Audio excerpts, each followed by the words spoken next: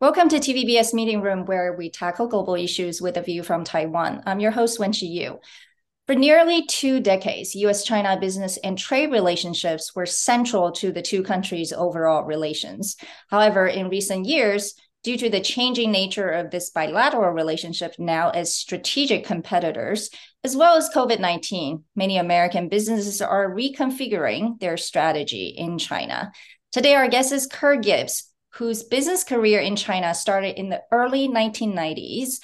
He was the president of American Chamber of Commerce in Shanghai, representing American business interests. He finished his term in December of 2021. He just edited the book, Selling to China, Stories of Success, Failure, and Constant Change, which is to be published on August 1st. Welcome, Ker. Great to be with you, Wenqi. So why did you decide to edit this book? What do you hope to accomplish during a time when promoting doing business between US and China may not be the most popular idea? Well, you're right about that. It's not popular, and that's exactly why we felt it was important to do this book. The conversation about China and with China has just become so toxic, and it's really become completely dominated by conversations about the national security issues and Taiwan, of course. And our feeling is that there's really so much more to say about the relationship. And again, it's we want to basically remind people about how important the commercial side of this relationship is and how mutually beneficial it has been over a long period of time. And so that's really the most important point of the book. But second, we want to make the point that actually the commercial side of the relationship can actually be beneficial and play a role in diplomacy, in trying to bring these countries back together. So those are the main points. And maybe you can elaborate on more what are the benefits, right? Because I think that's the biggest debate, at least in Washington or in the Western world, that in the past 2 decades, maybe we place too much emphasis on commercial benefits. But spell out for us sort of, in addition to financial returns, what are the other benefits that business community is seeing? Yeah, I mean, it has been mutually beneficial. I think we could talk for a long time about what's happened in China over the last, 20, 30, 40 years and look at, the standard of living that has come up and, a lot of good choices that were made in China that were bringing in foreign businesses that brought higher standards, investment, all of those kinds of things had But a has tremendous that benefit in China. benefited? Yeah, but has that benefited, for example, at home, which is where you and I know that's where the debate sort of originated? It has. I think it is fair. I mean, that the debate originated, you're exactly right. I mean, I think during the Obama administration is when a lot of that discussion started to happen, where President Obama pointed out, the imbalance in the benefits of that trading relationship. And he was not completely wrong. Um, but I would answer the question this way, especially looking at in the here and the now, because people are talking about the decoupling and what that would look like. Inflation right now in the United States is the number one issue. Everybody is complaining about inflation. And I would say this, if you don't like inflation now, wait until we have a full decoupling with China and see how much you like paying $3,000 for an $800 TV. See how you like that. If you didn't like inflation, you are going to hate decoupling. And so that is something that, again, it's hard to be so specific because people don't buy a television every day, but that's part of what we would be missing. I mean but there's a lot of other aspects to the relationship as well. Yeah, and I think one of the interesting things about your book, thanks to you, I had the privilege to have a preview, is that the 7 chapters actually focus on, each one focuses on a particular industry and its own sort of business evolution in China. Can you just kind of briefly share with us, I find it fascinating, for example, the legal industry, right? And the education Sure. industry, manufacturing, marketing, branding, automobile, entertainment, media, etc. Each one has its own history and can be a book in and of itself. But just share with us sort of, how, why you picked those 7 industries and, quickly sort of their own evolutions. Sure. What I was really going for there is diversity, and I was also going for industries that had um, applicable lessons across businesses. In other words, if you just take automotive as an example, automotive is all about advanced manufacturing, but it's also about branding and marketing and customer experience. And if you're running that business in China, it's also about government relations, which Mm-hmm. is really a key point. I really wanted to bring out that part of doing business in China. And what the common theme between the chapters, between all 7 chapters, and I want to be clear, this is not a book about all aspects of business in China. There's a lot more going on in China that's not covered in this book. It's not about entrepreneurs. It's not about SMEs, the small, medium businesses. This is about large foreign businesses that are operating in China. So it's just that slice. And so I picked different authors that, as you point out, were able to discuss what's going on in their specific industry. And I also find it fascinating, right? So the American business community historically played a significant role in influencing US-China relations. And China's entry into the WTO, US support for China to be better integrated into the global system, was to a large part, thanks to American business communities lobbying in Washington, D.C. over the 2 decades or so. But right now, it feels that the business community's voice doesn't carry as much weight. And the business community feels very frustrated with Washington, D.C.'s decision making. So, what do you think actually happened to make this attitude change? Yeah, I think that's true. That there is some frustration, and there is less of a dialogue in Washington D.C. But I don't think it's because people in D.C. are not listening. I still talk to people in Washington D.C. And I think it's more a question that the issues have shifted. So right now, the main issues between China are actually not about trade or the imbalance of trade and intellectual property.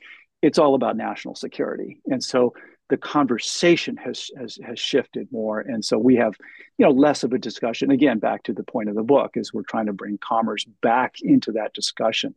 The frustration, yeah, there is frustration in the business community, but I think it's more a frustration with the situation as opposed to specific individuals. It's it's a very troublesome situation right now between the United States and China for sure. And say more about the situation. What does that mean? Well, it's again, I think it's I guess to go all the way back to the Obama years, which again, it's hard to pinpoint exactly when this shift took place, but roughly, I mean, that's certainly when the discussion about engagement and the failure of engagement started to becoming more prevalent and it was President Was it Obama. also actually curious? Was it also Sure. because American businesses started complaining about their frustration in terms of access to market in China and all these other issues, and so that was sort of making the change, or what were the other, possibilities? Yeah, I think the market access issues have always been there. That sort of predates Obama, but I think Obama really pointed out the imbalance in benefits and the imbalance in trade, and also President Obama really made a big issue about the intellectual property theft and the government sponsored intellectual property theft, and that was a big issue during the Obama administration. And overall, he was just pointing out that the benefits weren't balanced. And having said that, through those years, you could say that China changed as well. You could Mm-hmm. also say the United States changed. You could say both. And I think that the U.S. certainly changed in the sense that President Obama had a hard time sort of selling the idea of trade and globalization. And that was a big frustration for all of us in the business community, Yeah. especially me representing the global businesses. And frankly, we did the best we could to work with the administration to try to sell TPP, the Trans-Pacific Partnership. And we were trying to explain to the American people the benefits of the Trans-Pacific Partnership and the benefits of globalization and trade in general. On TPP, we failed. He failed, we failed, America failed to join TPP. And I think at this point, my last conversations in Washington, D.C. with people in Congress, there is a recognition that that might have been a strategic mistake, that we should have joined TPP. And hopefully we can come back to that conversation. But again, it right now is not the time, because it's just so the relationship with China is just so toxic right now. We've just got these national security issues. So this sounds like it's really the changing dynamics, maybe domestically in the United States as well as in China, but more so in the U.S.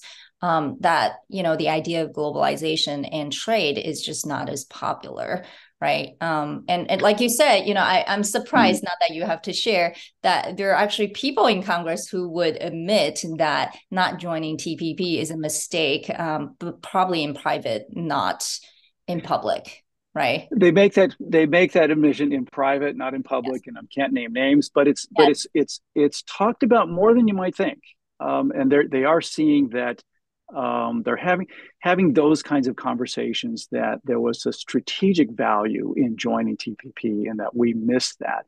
Now, having said that, even during when TPP was on the table, sort of in the last part of the Obama administration.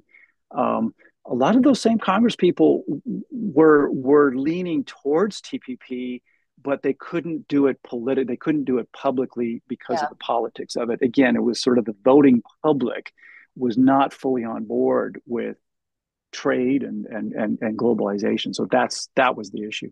I think that was probably a better way to describe it, just the diversion between uh, probably, the ruling elites and the mass in America, in terms of the view on trade and globalization truly started around that time. And so I want to talk about also the Trump years, because that's how people view sort of truly the relationship, took a different direction. And you were the president, of AMCHAM in Shanghai, during the Trump years. So as America's business ambassador to China's commercial capital during sort of the downward spiral period of U.S.-China relationship, what were the biggest challenges?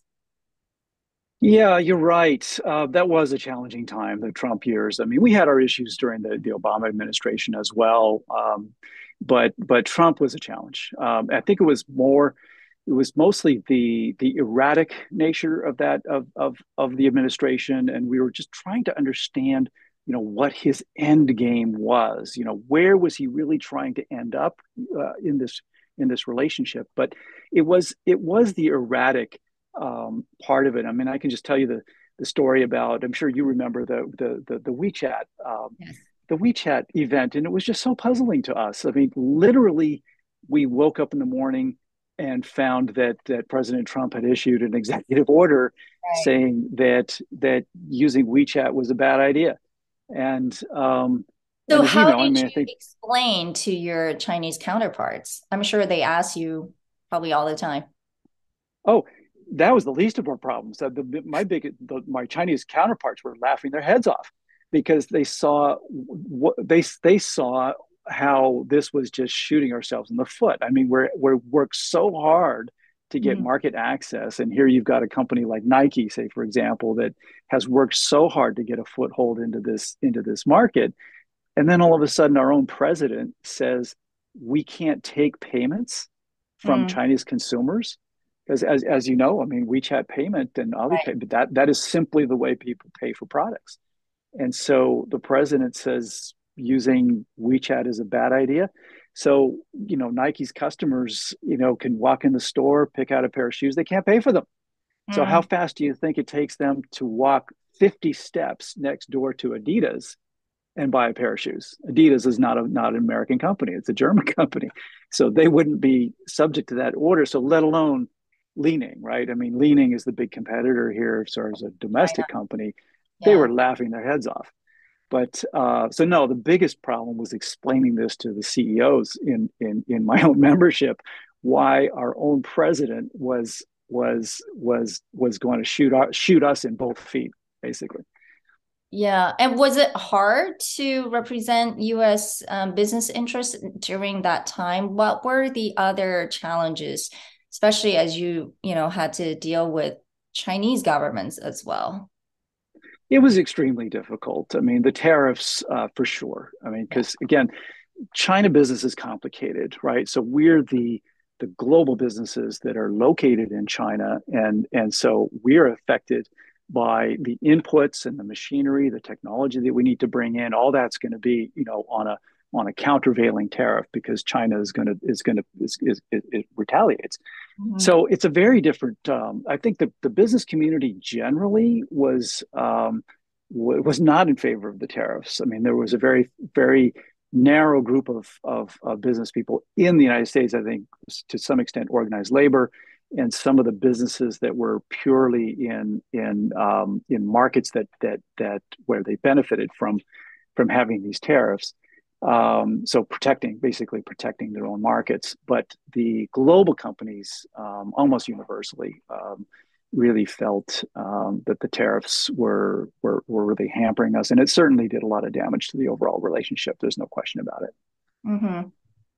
Well, the other thing about the book I thought was really a good read for anyone who like to learn more about doing business in China, which we know is never easy. Even for many Taiwanese people who kind of pioneered of setting up business entities in China, doing business there, can share lots of sort of stories of failed attempts. So the question comes down to if it is so hard, is it really worth it? Right. In other words, Yeah, yeah. going back to your initial question, there are many benefits, but there are also many, um, you know, I would say not so good benefits. I wouldn't call it benefits. And especially nowadays, the argument seems to be like, oh, value wise, national security is truly a challenge, right? So then why, right? Mm, Why should America yeah. do business with China? It's a challenge. There's no question about it. And notice that we do have the word failures in the title of our book, is because we're going to talk about that. But what we're trying to do with the book is try to help people to avoid those failures. But businesses do need to be mentally and financially prepared for failure in the China market because it is so challenging. It's so competitive.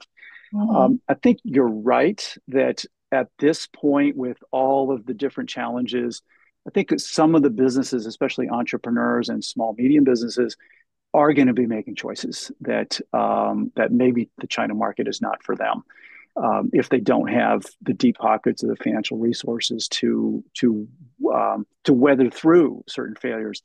I would argue, though, and we argue in the book, that for global companies, for the large businesses, it is a must.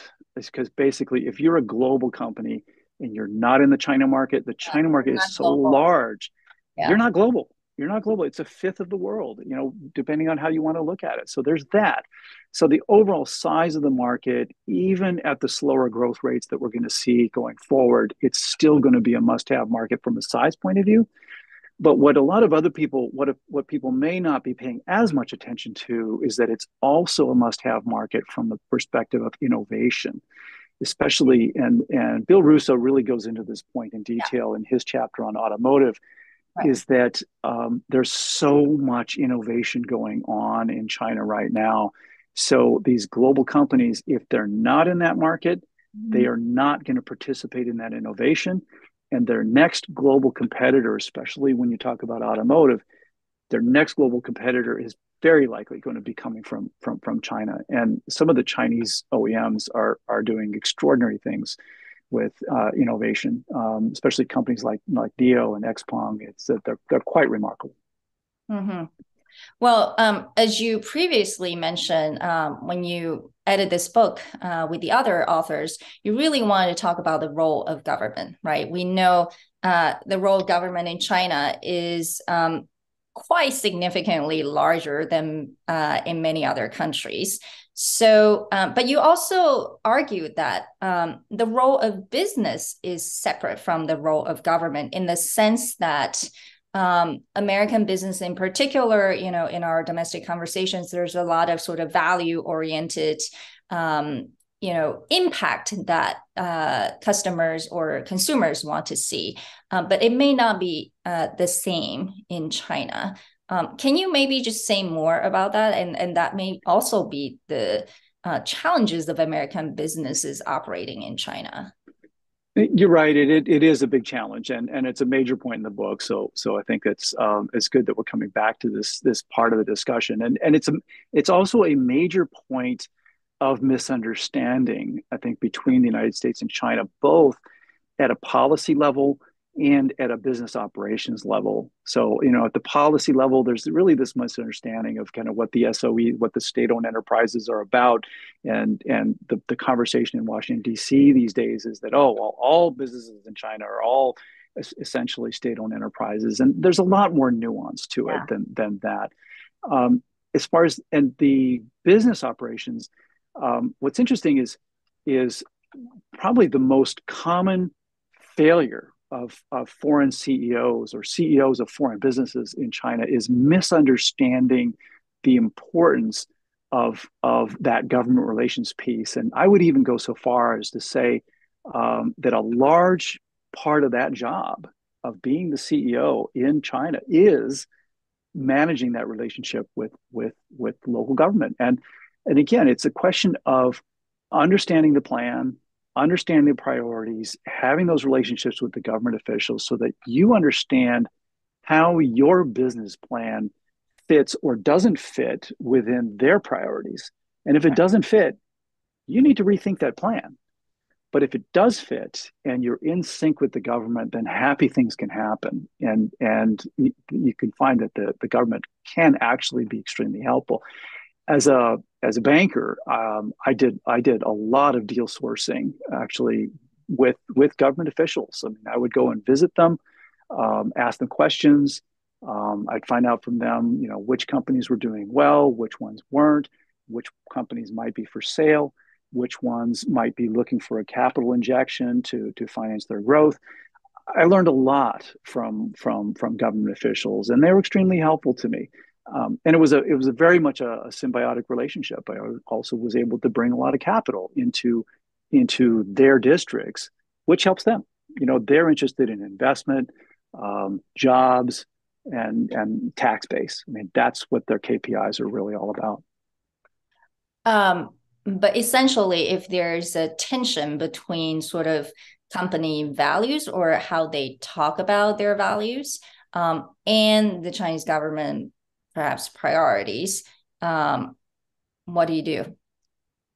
Well, it depends on what we mean by values. I mean, it's obviously politics has to stay out of this, right? And I've had those conversations.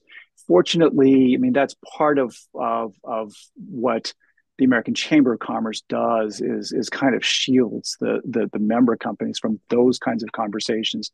I've had really difficult conversations with the foreign ministry in Beijing about Xinjiang, about the accusations about forced labor and this human rights, and they would very much like to drag me into the middle of that conversation and get me to quote unquote talk some sense into my own government, which of course is just not something that I'm interested in doing.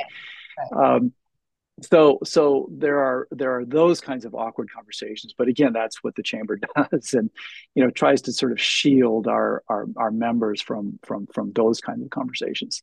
Yeah, it's not an easy task for sure. And are you still optimistic about doing business in China for foreign companies, in particular American?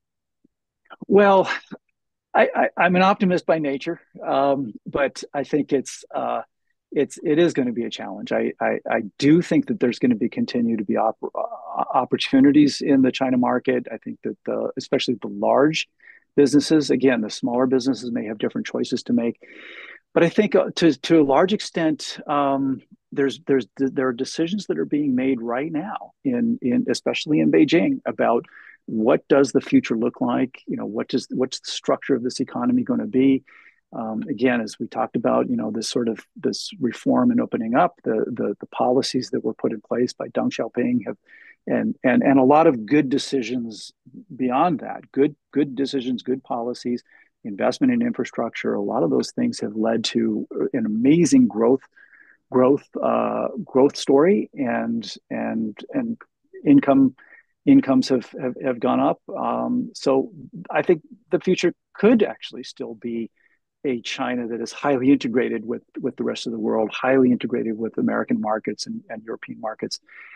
But as we know, I mean, self-sufficiency has also been part of the plan from the beginning. And so I think there's choices being made now as to which side they emphasize. I'm hoping that there are a lot of more practical decisions, practical people in the government. But China is full of smart, hardworking, Yeah. innovative people. I think they can have a good future either way. But I think it's a choice. There are choices that need to be made. Yeah, so I think the big question for Washington, D.C. and perhaps in the U.S. is, what is a better strategy to be more competitive, right? So, well, thank you so much for speaking to TVBS Meeting Room today. We'll be looking forward to the book when it's out in August. And most importantly, thank you for playing this instrumental role in bridging US and China and helping each other side to understand each other. So take care. Thank you very much.